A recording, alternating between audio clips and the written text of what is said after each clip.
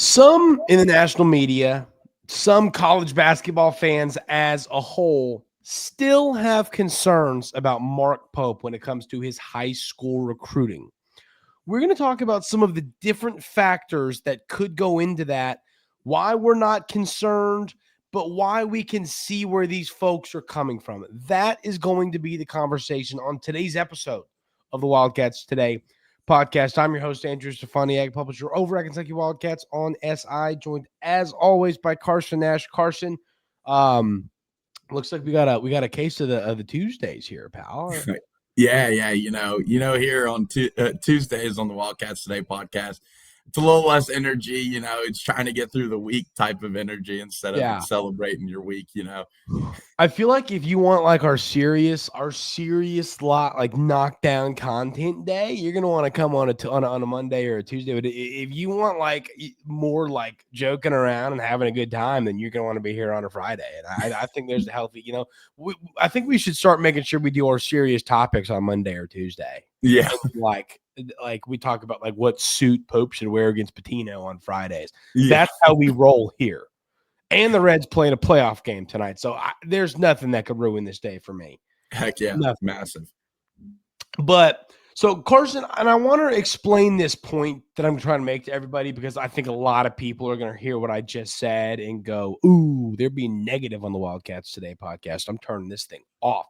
No, we're not going to be negative, but I just think this is a fun conversation to have, and I want to hear what everyone has to say about this conversation. So get in the YouTube comments and let us know y'all's thoughts on this conversation. But so it started, Carson, after Kenny committed to Kansas. And obviously this wasn't a surprise. No one thought Kenny was coming to Kentucky. But I do think that there was some frustration among Kentucky fans knowing this kid's from Newport, Kentucky. And not only did we lose to Kansas, but we were behind Louisville. Like we were, it seemed like we haven't been in this race for months. And once again, everyone knew that, but I think the frustration came from this is a Kentucky kid. We don't not land Kentucky kids. They always come here, and that's where that frustration came from. But Carson, to me, there are a lot of factors that I think play into the way Mark Pope has recruited early into his tenure at Kentucky. First thing, we all know that Mark Pope wants to build his roster off of retaining players from the year before. He's done that this year.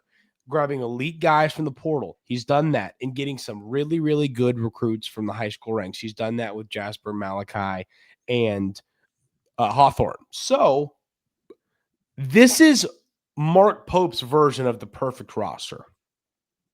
That's one factor that I think goes into high school recruiting being tougher on him. The second factor is minutes per game.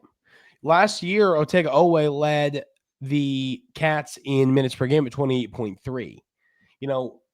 A lot of recruits, a lot of those top 10 guys want to come in and play 35 minutes a game so that they can do their best to average, to average 24 points and try and be a lottery pick. Mm-hmm. You're just not going to see yourself play more than 30. And I mean, most players are going to play 25 or 22 in the Pope system. And then the third factor for me as to why I think high school recruiting might be a little tougher for Coach Pope is the way that his offense moves the ball around. And I think you're going to see that even more this year than last year. We've talked about it. I've changed my mind on Owe's stat line for this year, Carson. I kind of think that you're going to see him. I don't know if it'll drop, but I think it's going to stay similar to last year because I think you got a lot more weapons in this offense. So those are the factors for me, Carson, that I think make it tougher on Coach Pope to recruit than guys that can tell a 5-star, hey, kid, come here, play 35 minutes and shoot it 20 times. You're our guy. What are your thoughts on all that?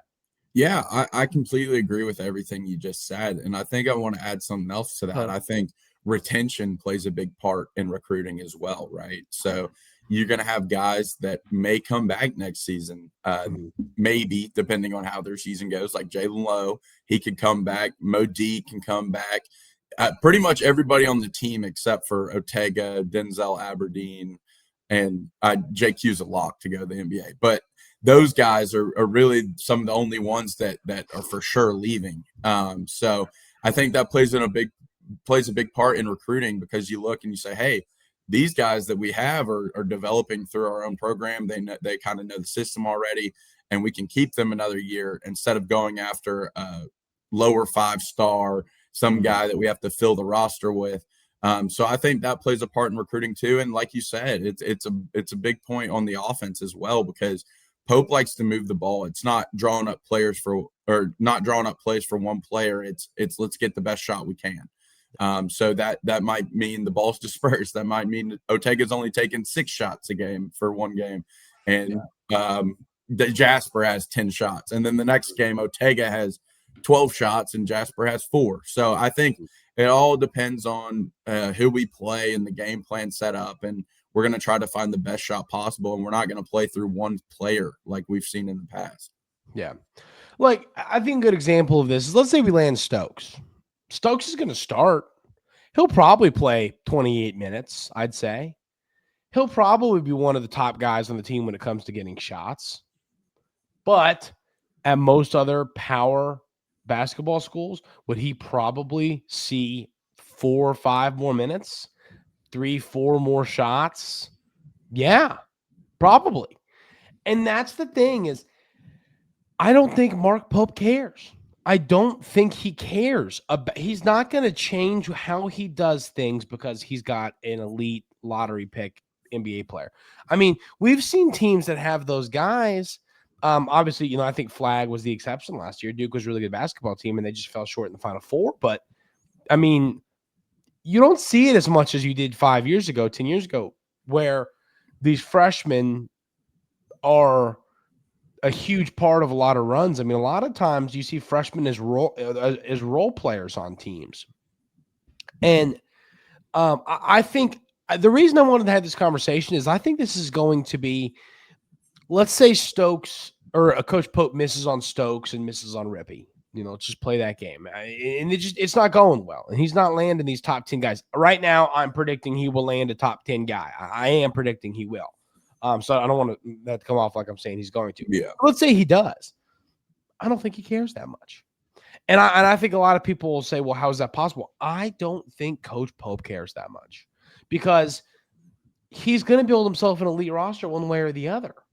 One way or another, he's going to find a way to get an elite roster. And if it is mostly out of the portal, great. If it is mostly out of retaining players from the year before, perfect.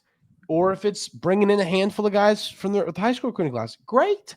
But he wants to be balanced. And he's always going to take freshmen. But I'm saying I think you could see this class that we had this year become more of the norm. And I know both of Jasper and Malachi were obviously Kentucky kids, but they were both, in some places 5 stars, some places might have had them as 4 stars, ranked in that 18 to 32 range. I think you could see a lot of that out of Coach Pope. I think you could see more of it and say these are players that are going to come in. The comp for them would be the type of guys that are going to come in. Jasper and Malachi, they're both good enough to go to the NBA after this year. But I think in this system, there's a good chance that they come back as sophomores, start at our absolute stars, and then go to the NBA. Kind of like what we saw. I think 2 great examples of that in the SEC last year were Philon at Bama and Pettiford at Auburn. I think those guys are great examples of that. Those 2 guards are going to do that this year, I think. And now in the NIL world, it's a whole lot easier to keep them in college because they have the incentives to make some money. Exactly. And that's the case. And I mean, a lot of guys, here's the deal. The NBA, there's what, 60 picks, just, in the NBA draft, whatever it is. And you got your European guys, you got your out of the country guys that take up, it seems like 20 to 25 of those picks. Then you've got your older college players that take up 10. I mean, I'm just saying, of the 40 elite freshmen in every class, what would you say, Carson? Maybe 15 of them go in their first the NBA draft after their freshman year, if even that. Maybe. That's what I'm saying. Yeah. People are acting like every player in the top 30 of a recruiting class goes. That's the top 30 picks of the NBA draft. That's just not how it works. Yeah. But I think the reason I wanted to have this conversation, Carson, is I do think there's a chance if Stokes picks Oregon, if he follows Kenny to Kansas, if Rippy goes to Duke. I think you're going to see a lot of the national media and a lot of your fan bases that like to take shots at Kentucky, your Arkansas, Louisville, Tennessee's, Dukes. You're going to see a lot of them go, "Oh, Kentucky, Mark Pope can't recruit." I don't think he cares, and frankly, Carson, I don't care. I don't care. Yeah. Mark Pope knows how to build a roster in today's age of college basketball, and I'm anti-freshman now, frankly. I want freshmen to play a role and be a part of the team, but I'm kind of anti these elite 5-stars come in and shoot the ball 40 times. That's just my take because it doesn't seem like that works out in March anymore. No. And if that means we're not landing them, it is what it is. Yeah, it doesn't work out in March anymore, and Mark Pope knows that. He's an efficient guy. He likes efficiency. So like I said earlier, we're not just playing through one guy here. We're going to use our guys to get the best shots possible, no matter who's taking it at the end of the possession. And that's going to work out a lot better for us than playing pick and roll ISO ball and just hoping that your best player makes a play. Yeah. I think a great example of this is, and this is not a shot at Louisville, but I think this is just a great example, but is Mikel Brown Jr.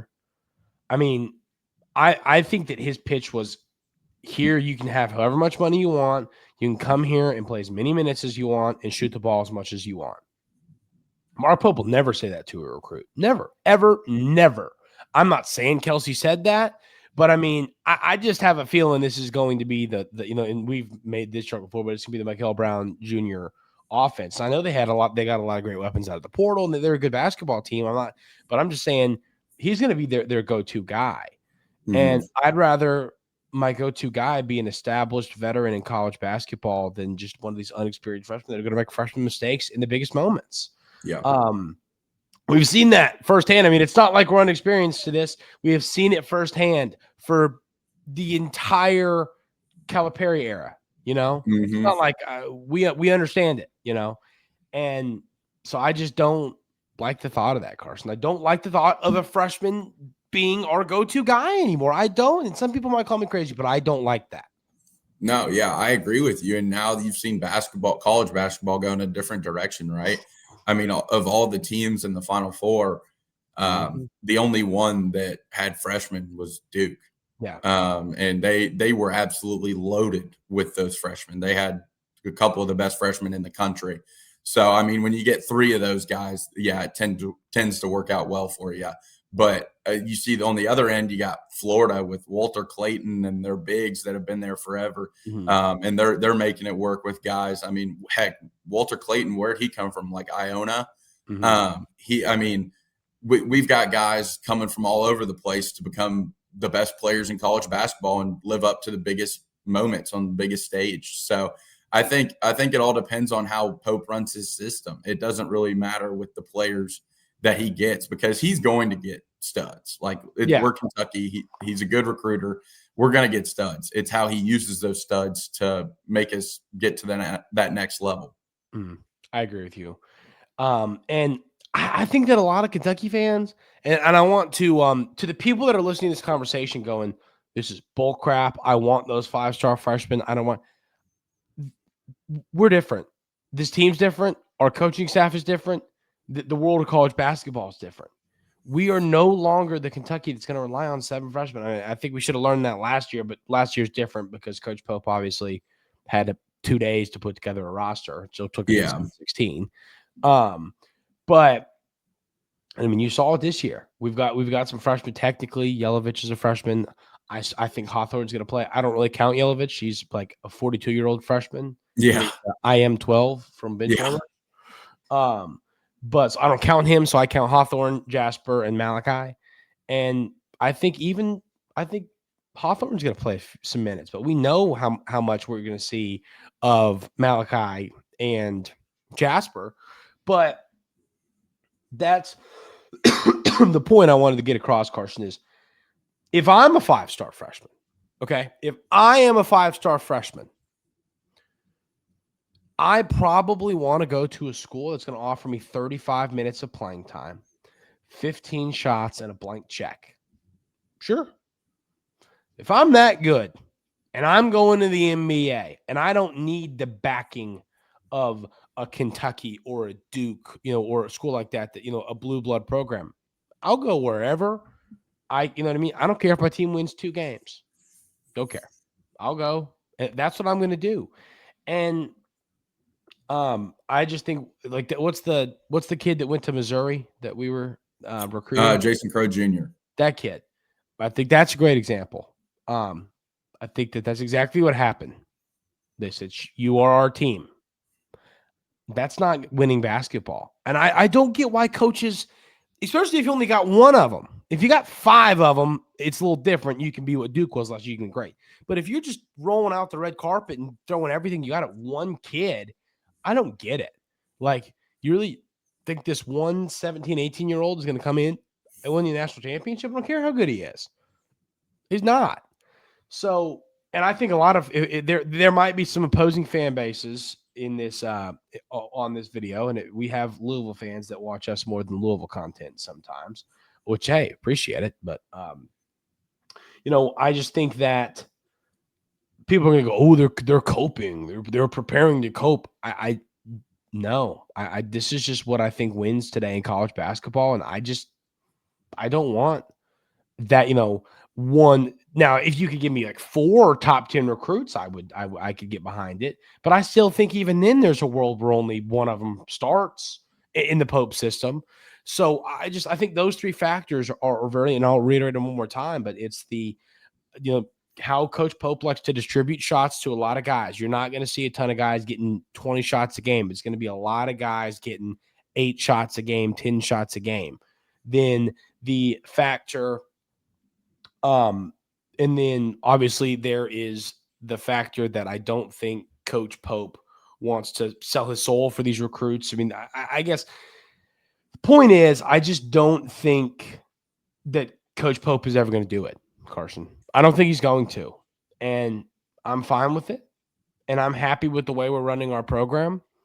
And obviously the other factor that I talked about earlier is that how he builds a roster is based off player retention, freshmen, and transfers. That's how he's going to build his rosters. It's what wins nowadays. But that's how I think Coach Pope's going to do it. And I like that winning recipe. People are going to say we're coping. People are going to say, oh, Coach Pope hasn't recruited at a high level and you all are just trying to make yourself feel better about it. No, I just think he knows how to build a winning roster in today's day and age of college basketball. And that's what I like. That's what gets me excited for the future. And I think he has a good idea of it too, right? I mean, because I think the more you see nowadays in college basketball, you want some of the best transfers, you want some of the best freshmen, and you want to keep your best players. I think those are the three things that you want the most, and those are the teams that win in college basketball. Heck, yeah. I mean, back when he was playing, I mean, we had Derek Anderson transfer in, and Ron Mercer was the stud freshman that came in, and they played together, and they were like Jordan and Pippen together. So you got to have a little balance. You got to have the old guys, the young guys. You got to have a little bit of everything. Exactly, and that's what I love so much about the Mark Pope roster. I love this year's basketball team because it has those 3 factors. It's got NBA talent via freshmen, via older guys. It's got the elite transfers, and it's got your guys from last year in Ortega and Garrison and Chandler and Noah that are going to come in and play heavy roles for this basketball team. I love the way this team is built. And next year, I think you'll be saying the same thing. You'll look at it and maybe Jasper and Malachi are back and Lowe is back and maybe like a guy like Garrison's back for another year. Like it's going to be that type of roster where you retain a lot of guys. Then you're going to see him bring in 2 or 3 freshmen, and then you're going to see him bring in a handful of transfers, and you're going to love the way this basketball team looks. And it's going to be the same thing. And frankly, Carson, I think you could start to see that player retention number grow. I think, this year it was 4 guys, right? It was just Trent, Colin, BG, and Ortega. Yeah. So next year, I think you could see that. I think you could see that number grow to where we get to like where we're returning like 8 or 9 guys, bringing in 2 freshmen and 2 transfers. So not every year, but some years. Count our boy Walker Horn and Zach Tao, then that's 2 additionals. That's a good point. Shout out Walker. But I do think that you can see that retention number go up year in and year out. Now, and there'll be years where you retain 4 guys or 3 guys, and there'll be years where you retain 8 guys. But I think next year there's a chance we retain like 6, 7, 8 guys. Yeah. So, but I guess that's my take on all this, Carson, and I think that a lot of folks are going to hear this and maybe be a little frustrated and say like, "Oh, well, you guys are just like accepting losing or none of that." No, I think Carson, we're being very, very serious that we feel confident this is what succeeds nowadays in college basketball, and I don't want to sell out for some of these freshmen. And Mark Pope's made it very clear he's not going to do that bull crap. He's not going to do the sign a check. He's not going to do the you're guaranteed 15 shots a game. He's not going to do any of that with some of these freshmen, which is it's sad that that's where it's gotten with these freshmen nowadays, but it's where it is. And Coach Pope's not going to do that, and he's going to build his roster just fine. So I'm just saying we could miss on Rippy, we could miss on Stokes, and a lot of people are going to expect some Wildcat tears or Wildcats Today tears. And frankly, yeah, I want those guys. We're going to be upset about missing on them. We're not going to be like, oh man, like who cares? Like, yes, I would like to land those guys. They're good basketball players. They can come in and be good for us. But I'm not worried about Mark Pope putting together a top 10 roster if he misses on those guys. That's my point too. So anything else on this topic, Carson? And then I want to talk just for a minute here about Mr. Stoops. Yeah. So I still feel really good about us landing probably 2 or 3 of the guys that we want. And then Christian Collins just got done with a visit this past weekend. And that seemed to go really well too. He has a great relationship with Jason Hart. He's the number 4 player in the class. He's power forward. So that's something to keep an eye on as well. So right now, I mean, you're still out there for Stokes, Rippy, Collins, Anthony Thompson, but I feel like you're a little kind of fading a little bit with him. And so you still got options. You've still got guys that you can add to this class to make it a superstar studded class. Yeah. I mean, of the top 10, I think we're in it for pretty much everyone right now. Like we're in it in a lot of these battles, and we'll see what happens. But we're going to land a top 10 guy. I feel incredibly confident. But I tell you, I think that top 10 guy is going to come in and he's going to play 25 minutes, 24 minutes. Even if it's Stokes, it's how Pope runs his teams, man. Yeah. You might hate it, but that's what he does. He's going to come in, shoot the ball 10 times, play 25 minutes. That's going to be his role. But I still think we're going to land a top 10 guy because I think a lot of these players know I can go to Kentucky, be at the best program in college basketball, play 25 minutes, average 13 or 14 points, maybe 15 or 16 if I'm really, really good, and be a top 10 pick in the NBA draft. You know, I think a lot of players look at it that way. And I almost think NBA teams in a weird way might look at that in a more positive light because they can play in a role. They're not just jacking up 250 shots per game at Rutgers, or Missouri with no will to pass, and that can also lead to areas that can completely dismantle your team. Yeah, because then other players get mad that so-and-so shooting 15 shots a game when their efficiency is 32%, and they're like, hey, I should get the ball here. I know I can make it, and he's just hogging the ball. So it creates an animosity kind of in the locker room, and I know Mark Pope does not want any of that because he's going to run his program to be the most tight-knit family type of program there's going to be. Yeah. And once again, I think a lot of folks are going to say, ooh, they're coping. Ooh, Coach Pope hasn't landed a big fish yet, and they're just trying to make themselves better about it. No, this is how I think he's going to run his rosters. And I think it's how they should be run in today's day and age of the sport. So, all right, I'll let you go first. We're going to each give like a 2-minute rant about Mark Stoops, and then we'll call it a day. So you want to let one fly? Yeah. So Saturday we played South Carolina, and it started off really well. I mean, we went down the field on the first drive, scored 7 before I could even flip the TV over to see us score because Tennessee and Mississippi State wanted to see who could lose first. So I mean, I didn't even get to see the best part of our game, and then I turn it on, and second quarter comes and you're getting back-to-back defensive touchdowns for South Carolina, and the game was pretty much over at that point. I thought it was a shame of a game that we played. I thought we looked terrible.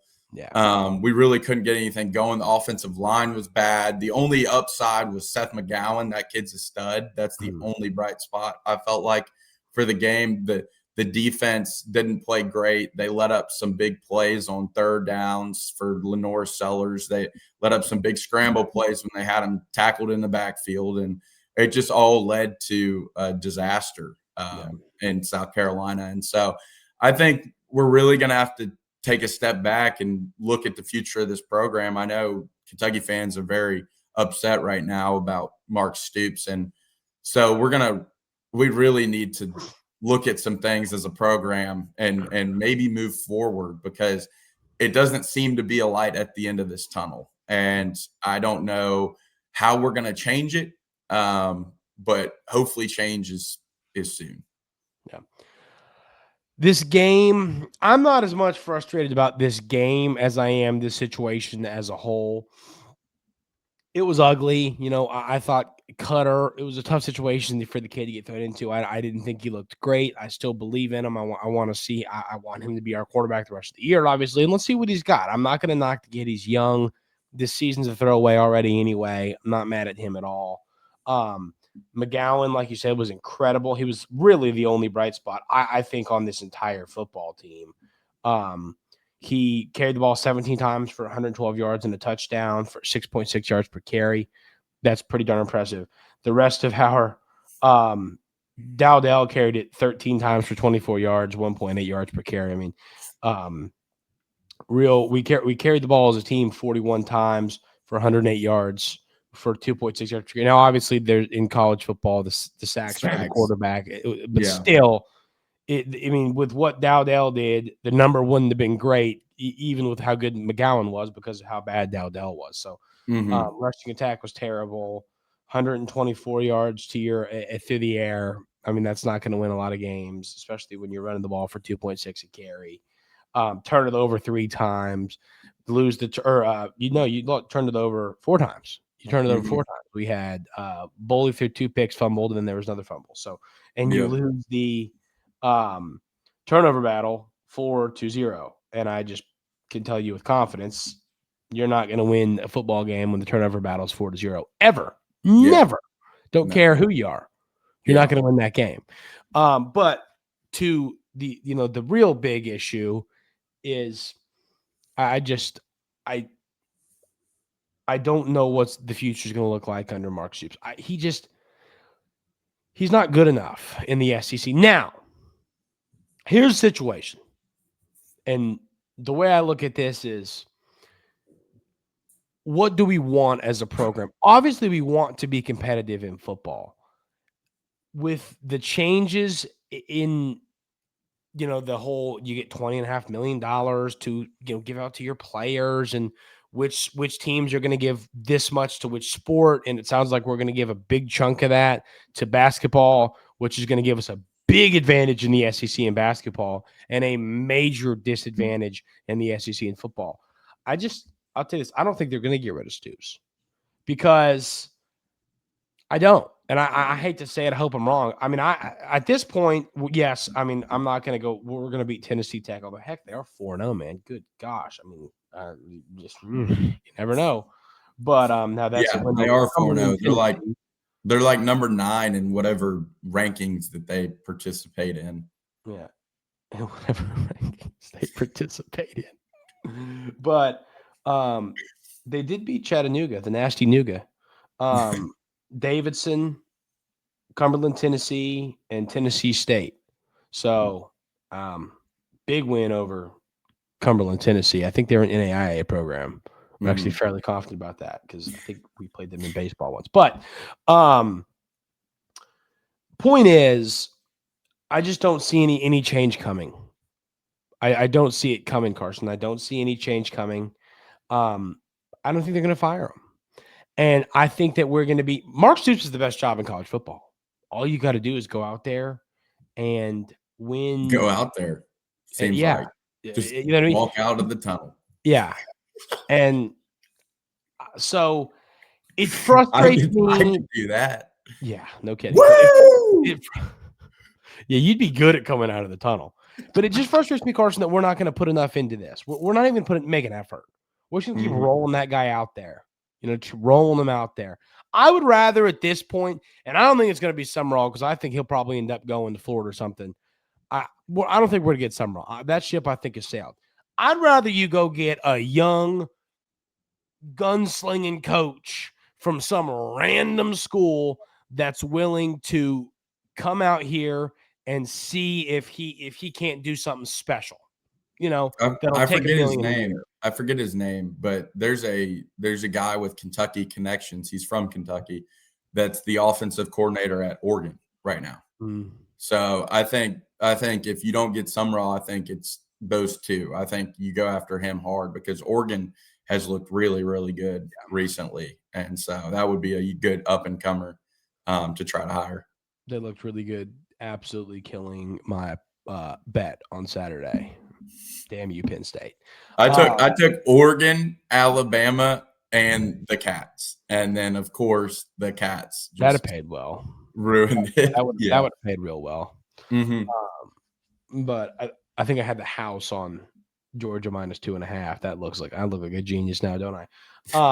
So I just, ladies and gentlemen, I don't see any change coming. I don't see any change coming.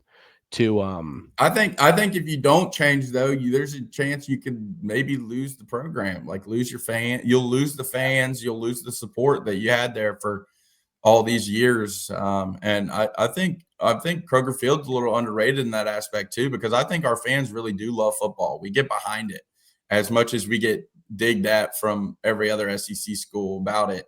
I think we do a good job at rallying around our football team. It's just right now we have not much to cheer about. So it's kind of hard to do so. Yeah. Yeah. I'm with you. I'm absolutely fully with you on all of that.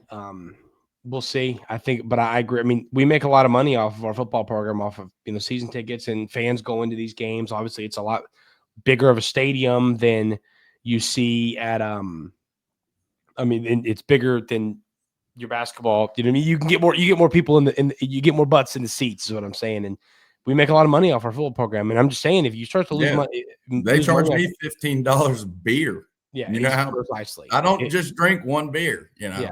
Yeah. and I drink this many beers, we can't even get a better offensive line. I mean, are you kidding me? But so I don't know. We'll see. You got anything else, Carson? Oh, that's all I got for today. Me too. Well, I really appreciate y'all being here. If you haven't already, hit that subscribe button. Also, leave us your comments about that basketball conversation. I really want to hear what everyone has to say. Do we agree? Do we disagree? What are y'all's thoughts on that? I'm curious to hear what everyone has to say there. So leave some comments on that conversation. I think this is going to be one that could get larger as things go on. Go Reds, and I hope everyone has a great rest of their Tuesday. And we'll see you next time right here on the Wildcats Today podcast.